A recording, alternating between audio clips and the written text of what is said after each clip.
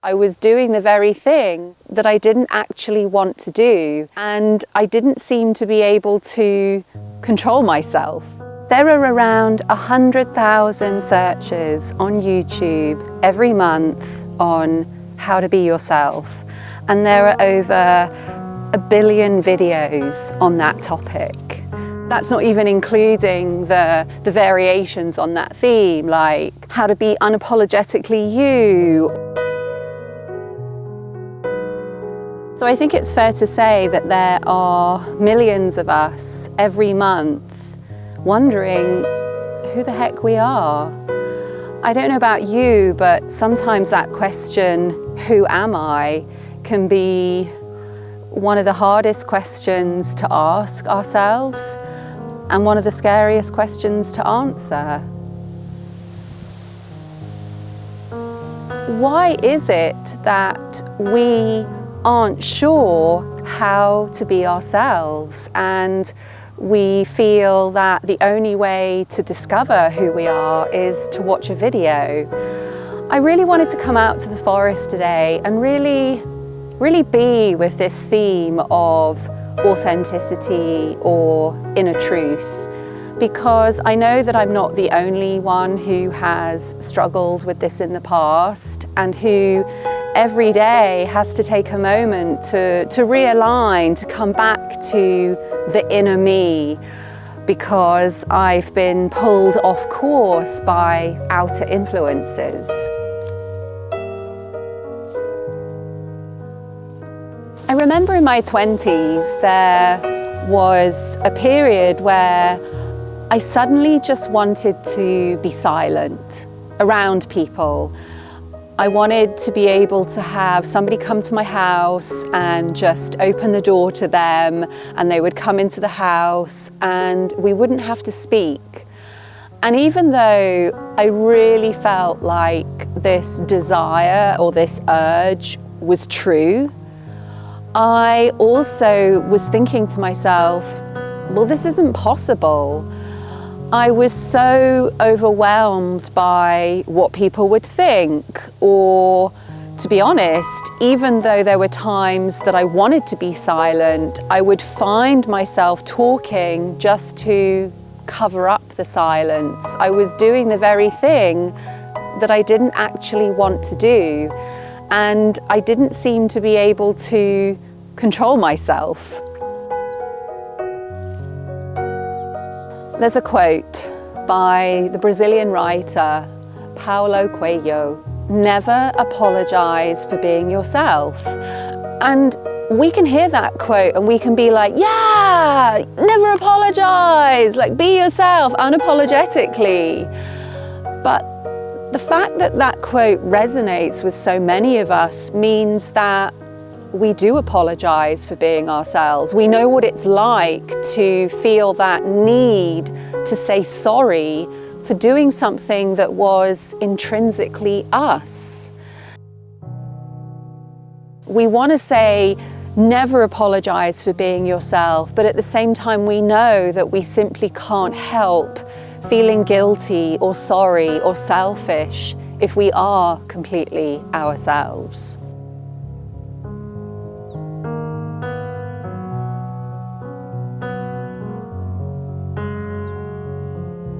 So on the one hand, we want to be ourselves, and for some of us that might involve needing to know how to be ourselves or what our true selves are. But on the other hand, we feel that we might need to apologize for that. Or we feel that we are concerned about the response. What if we are ourselves and it's not pleasantly received?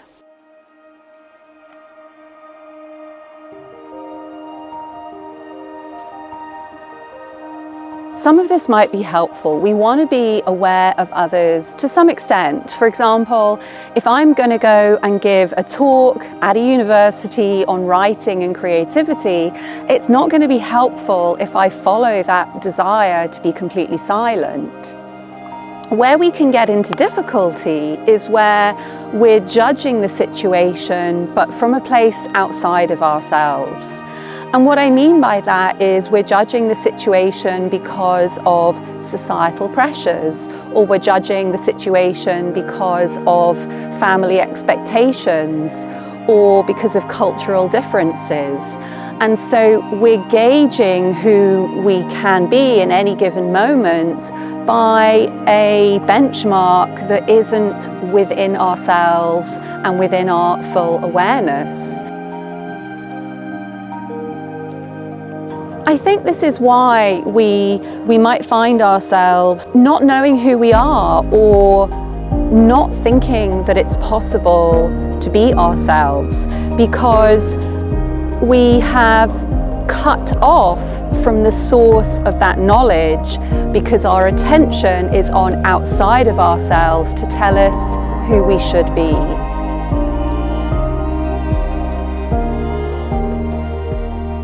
Both of those were really true for me. So I started to come into my 30s, and I really began to question the fact that I really didn't know who I was, and I really didn't know how to behave in many situations. I was often aware that I was behaving in a way that I didn't really want to, but I didn't seem to be able to do anything about it.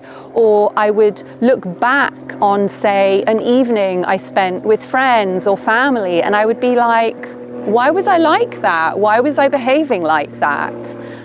And I began to feel really ashamed.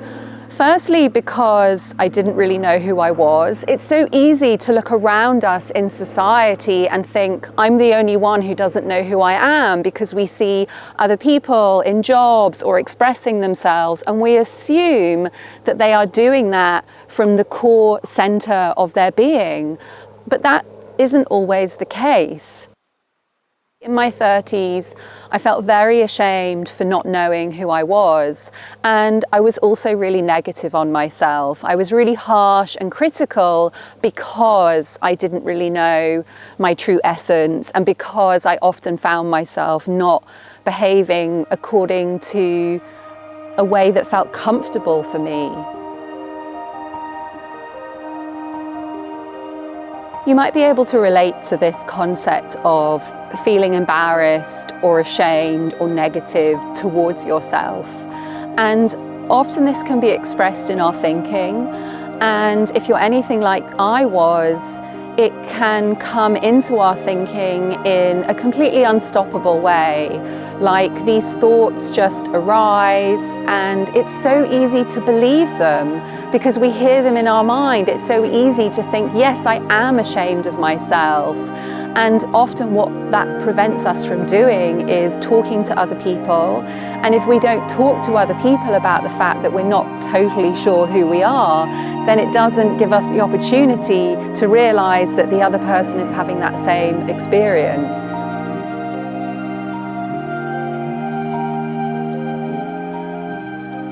What I've come to discover is that this shame-based view of ourselves, or this negative perception, is actually a symptom of having a wound. And it's having a wound that we haven't healed. And so just like any wound that hasn't healed, it's raw, it's vulnerable, it's painful. It might have been that we had experiences at school where there were people in our friendship group who at times ignored us or snubbed us. I've had those experiences in my life where for some reason I'm just not part of the group that day. For some reason my friends didn't save a space for me at lunchtime, or for some reason I feel that people are whispering, and when I come into the room they stop talking, and so it seems like they were possibly whispering about me. It could be slightly more extreme in that we've had experiences of being bullied. Again, I've certainly had experiences of people being openly malicious towards me, or openly laughing at me, or calling me things that just really didn't feel that great. And often we're alone, and so we're experiencing this in many cases, this very viscerally uncomfortable sensation within us, and we don't know what to do about it. And so what happens is we numb it, or we disassociate from it, because it's easier. It's easier to say, okay, this isn't happening, I'm not feeling like total dog shit because I'm being ignored today, and we just act like it's okay. And what that does is it starts to create a separation between our awareness and the feelings that we have in our body. If we do this over and over, it becomes an automatic habit. And so let's say, for example, I had an urge to dance in the playground and I noticed that people were laughing at me, and the experience of that was very painful. So I cut myself off from that pain, and then the next time I have that impulse to dance, I deny it. And so I'm starting to build these patterns within me where I might feel to do something, but because my brain is remembering that experience that wasn't healed, it's automatically playing out the strategy that I employed in the moment, which is, I've got this impulse, let's push it down, because I'm afraid that if I act upon it, people are going to laugh at me. And often what happens is we forget that original wounding. We forget the moment that we developed this habit of disconnecting from our feelings or denying the impulses within us. So what we're left with in our 20s or in our 30s or later on in life is this experience of, I can't really feel myself and I don't really have any specific urges to do anything. And so, for example, someone might ask us, how are you feeling? And that can be a really difficult question to answer. Someone might say to you, what are your thoughts on this topic? And you're like, oh yeah, I can answer that. I know what I'm thinking. But if we really are asked to inquire into our bodily sensations in any given moment, often the response is, I don't feel anything. And somebody might say to us, who are you? And again, it's like, oh my God, I don't know. Is that my job title? Is that my name? Because we've lost the ability to go into our heart in any given moment and inquire into our spirit, who am I? And now we want to undo all of that, because we come to a point in our lives where not feeling ourselves or not having these urges that we can follow and enjoy the time that we have in this life is beginning to feel a little bit miserable.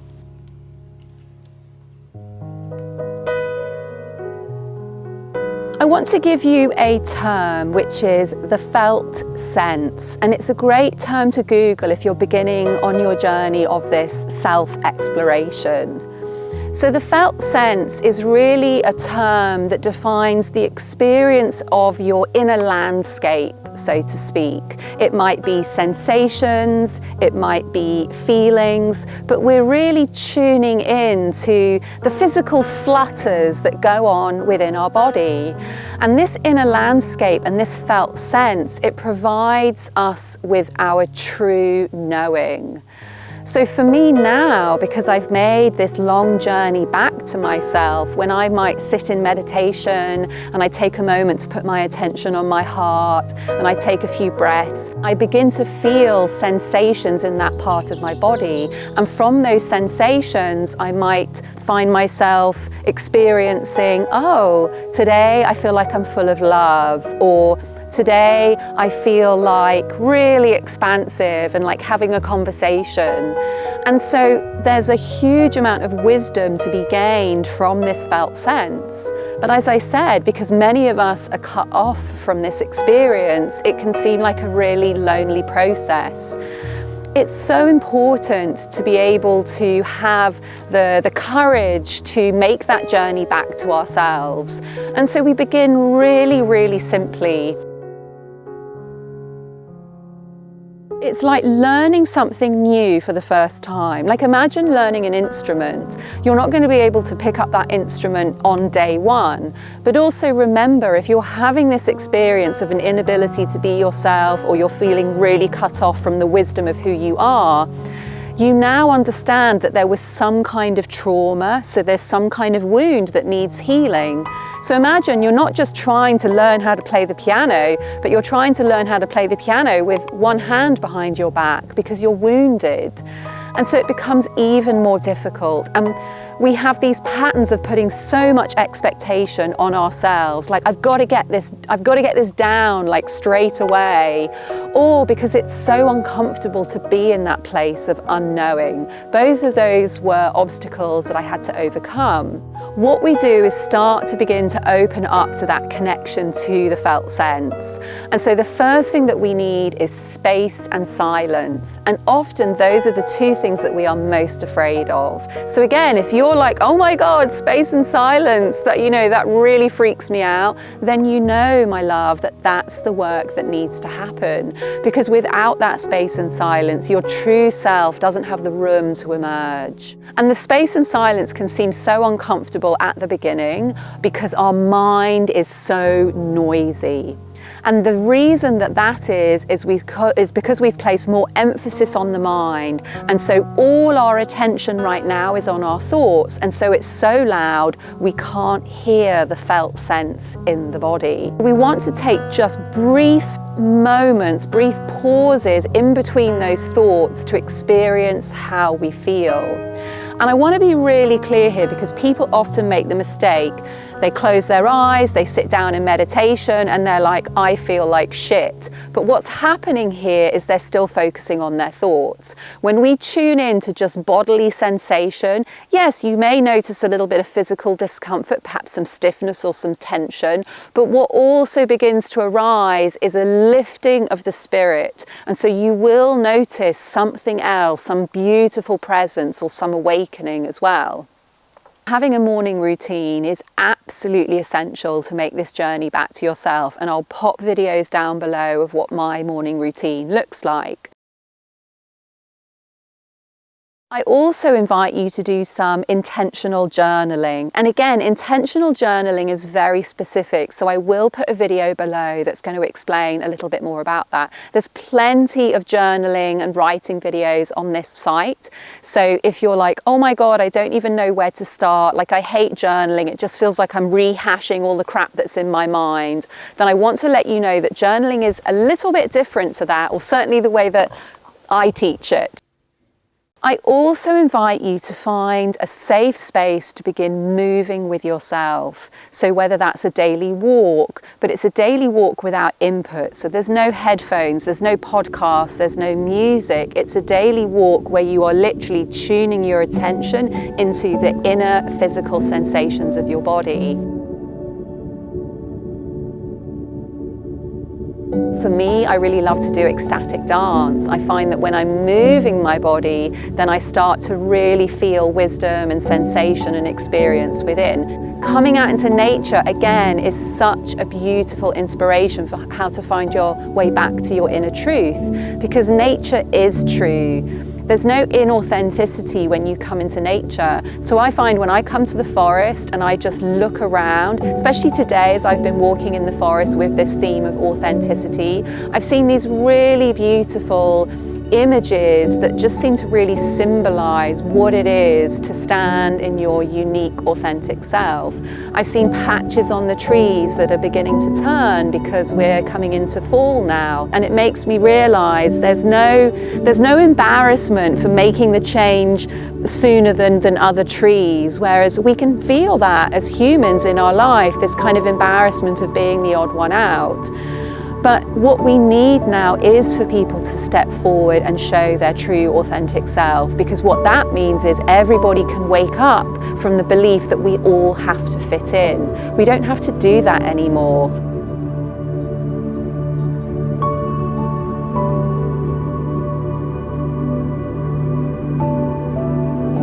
If you're watching this video, it means that you've got some curiosity around this idea of how to be yourself. And so I'd really love to know, where are you at in your journey? And perhaps you've got questions as well, or things that you would really love for me to cover in a video around this area. So please, I invite you to put comments below and let me know what you need. Let me know if you've got any insights from this video, and let me know if there's any more guidance that I can give you.